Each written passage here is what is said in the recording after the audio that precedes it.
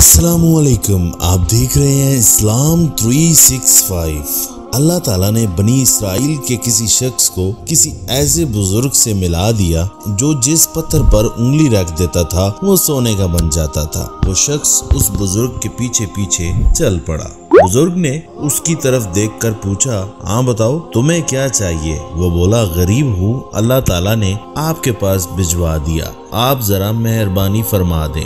بزرگ نے سامنے موجود چٹان پر انگلی رکھی، بسم اللہ پڑھی اور وہ چٹان چند لمحوں میں سونے کی ہو گئی۔ بزرگ نے چٹان کی طرف اشارہ کیا اور فرمایا، یہ لے جاؤ اور عیش کرو۔ بزرگ اس کے بعد آگے چل پڑا۔ تھوڑی دیر بعد انہیں محسوس ہوا کہ وہ حاجت مند دوبارہ ان کے پیچھے چل پڑا ہے۔ بزرگ مڑے، حیرت سے اس کی طرف دیکھا اور پھر پوچھا، تمہیں اب کیا چاہیے؟ حاجت مند آہستہ آواز میں بولا، اگر تھوڑی سی مزید مہربانی ہو جاتی تو۔ اللہ کے اس برگزیدہ شخص نے 3-4 چٹانوں کو انگلی سے چھو دیا، وہ ساری کی ساری سونے کی بن گئی۔ بزرگ نے وہ چٹانیں بھی اس کے حوالے کر دی اور آگے چل پڑے۔ ابھی وہ زیادہ دور ہی نہ گئے تھے کہ انہیں وہ حاجت مند ایک بار پھر اپنی طرف آتا ہوا محسوس ہوا۔ وہ رکے، حیرت سے اس کی طرف دیکھا اور پھر پوچھا، اب تمہیں کیا چاہیے؟ وہ شخص تھوڑا سا جھجکا کر بولا، حضور کیا مجھے آپ کی یہ انگلی مل سکتی ہے؟ یہ چھوٹا سا واقعہ ہم انسانوں کی لامتناہی خواہشوں اور تاحد نظر پھیلے لالچ کے ناتمام سلسلے کو ظاہر کرتا ہے۔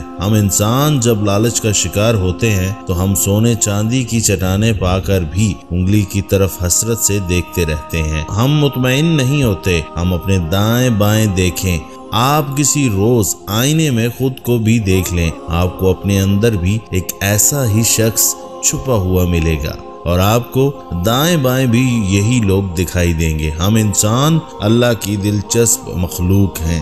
ہم جب لالچ کے بل میں داخل ہوتے ہیں تو ہم میں اور چیونٹیوں میں کوئی فرق نہیں رہتا۔ ہم پوری زندگی اپنے سائز سے بڑی چٹانیں کھینچتے رہتے ہیں اور کسی روز لالچ کی کسی چٹان کے نیچے دب کر مر جاتے ہیں۔ میں لاہور کے ایک خاندان کو جانتا ہوں۔ والد نے بے انتہا محنت کی، کروڑوں روپے کمائے، انتقال ہو گیا، لواحقین میں ورثہ تقسیم ہو گیا۔ ایک بیٹے نے پہلے بہنوں اور والدہ کے حصے پر قبضہ کیا اور پھر بھائیوں کے مال پر ہاتھ مارنے لگا۔ لڑائی ہوئی اور اس نے بھائی کو قتل کر دیا۔ پولیس کیس بنا، قتل ثابت ہو گیا اور وہ پھانسی لگ گیا۔ جائیداد کا بڑا حصہ مقدمے بازیوں میں ضائع ہو گیا۔ سارا خاندان رل گیا۔ وہ جائیداد آج بھی اللہ کی زمین پر عبرت کی نشانی بن کر پڑی ہے۔ میرے پاس اسلام آباد کے ایک ارب پتی تاجر آئے، پوری زندگی مال جمع کرنے میں صرف کر دی، دن دیکھا اور نہ رات۔ صبح فیکٹری جاتے تھے اور آدھی رات کو واپس آتے تھے۔ بچے کب پیدا ہوئے، کب بڑے ہوئے اور کب کالجوں اور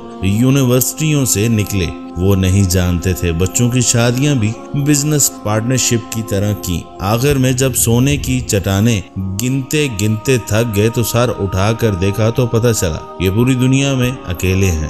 اولاد ہے لیکن یہ سر سے پاؤں تک اجنبی ہے۔ 7.5 ارب کی اس دنیا میں کوئی ایک بھی شخص ایسا نہیں جسے یہ دوست کہہ سکیں۔ بیوی کو بھی دور ہوئے برسوں ہو چکے ہیں اور ان کی صحت بھی ان سے مکمل طور پر بچھڑ چکی تھی۔ وہ گھبرا کر میرے پاس آ گئے مگر وہ دولت کی چٹان کو دھکیلتے دھکیلتے اتنے دور آ چکے تھے کہ اب قافلے سے ملاقات ناممکن تھی۔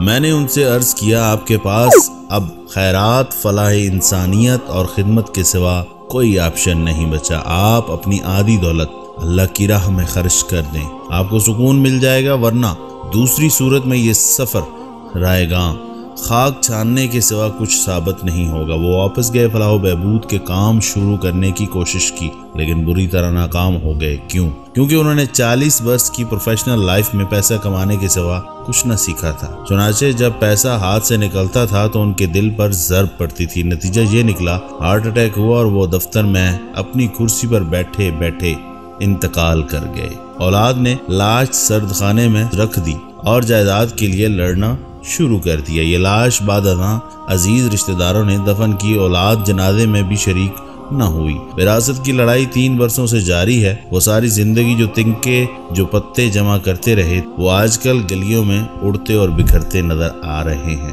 میرے پاس چند دن قبل ایک دوست تشریف لائے، وہ بہت دکھی تھے۔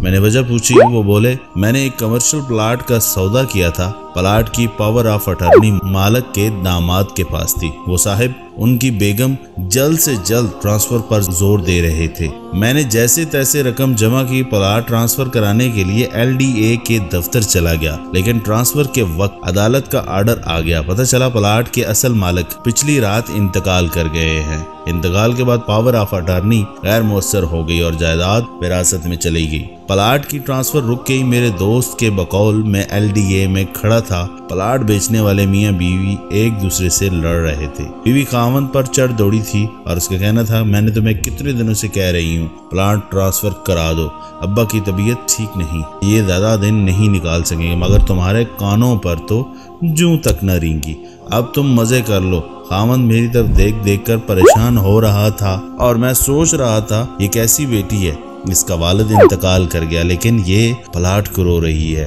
میں نے کانوں کو ہاتھ لگایا اور میں واپس آ گیا۔ میں نے آج فیصلہ کیا کہ میں اب مزید کوئی پراپرٹی نہیں خریدوں گا تاکہ کل میرے بچے بھی میری لاش رکھ کر جائیداد کے لیے ایک دوسرے سے دستو گریباں نہ ہوں۔ وہ خاموش ہو گئے، میں بھی سن کر دکھی ہو گیا۔ یہ چند واقعات آپ بھی اگر دائیں بائیں دیکھیں گے تو آپ کو بھی ایسے سینکڑوں ہزاروں واقعات یاد آ جائیں گے۔ آپ کی زندگی میں ایسے بے شمار لوگ ہوں گے جو پوری زندگی چٹانوں کو سونا بنانے والی انگلیاں تلاش کرتے رہے، جو سونا اور چاندی اکٹھا کرتے رہے اور آخر میں اولاد کے ہاتھوں ذلیل ہو کر مر گئے۔ ان کی ساری زندگی خاک چاٹنے میں ضائع ہو گئی۔ آپ یاد رکھیں، دولت زندگی کے لیے ہوتی ہے اور زندگی دولت کے لیے نہیں۔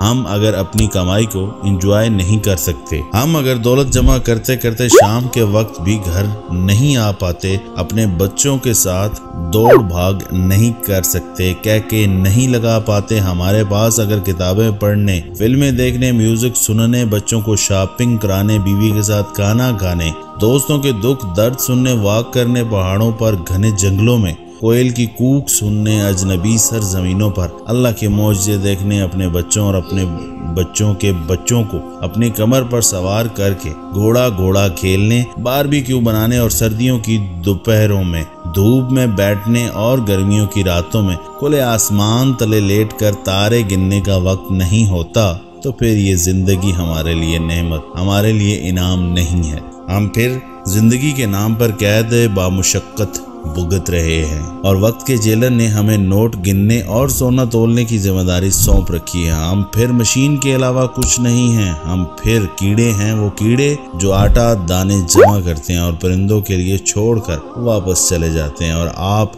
یہ بھی یاد رکھیں، دولت وہ ہوتی ہے جو آپ کو خوشی دے، جو آپ کے دکھ اور آپ کی تکلیفیں کم کرے۔ وہ دولت نہیں جو آپ کے لیے تکلیف کا سبب بنے، جو آپ کے دکھ بڑھا دے اور آپ کی ساری زندگی جسے بچانے، جسے چھپانے میں کھپ جائے۔ پھر آپ اور اس فاختہ میں کوئی فرق نہیں ہوتا جو کووں کے انڈوں پر بیٹھ کر ان سے فاختائیں نکلنے کا انتظار کرتی رہتی ہے۔ پھر آپ میں اور اس شخص میں کوئی فرق نہیں ہوتا جو کیکر پر انگور کی بیل چڑھا کر صاف ستھرے انگور توڑنے کی کوشش کرتا رہتا ہے۔ یہ یاد رکھیں، زندگی ایک انعام، ایک نعمت ہے۔ دنیا کا ایک اوسط مرد 7.5 ارب بچے پیدا کر سکتا ہے، لیکن قدرت ان 7.5 ارب بچوں میں سے 3-4 کو اپنے سورج کے نیچے آنکھ کھولنے کی اجازت دیتی ہے، باقی بھی پیدا ہو سکتے ہیں۔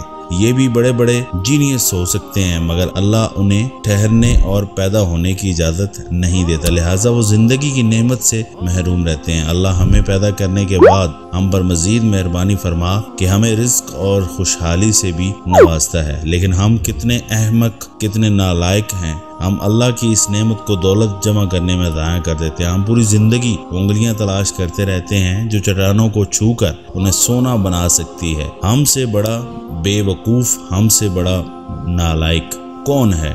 ہم سے بڑا خسارے کا سوداگر کون ہے؟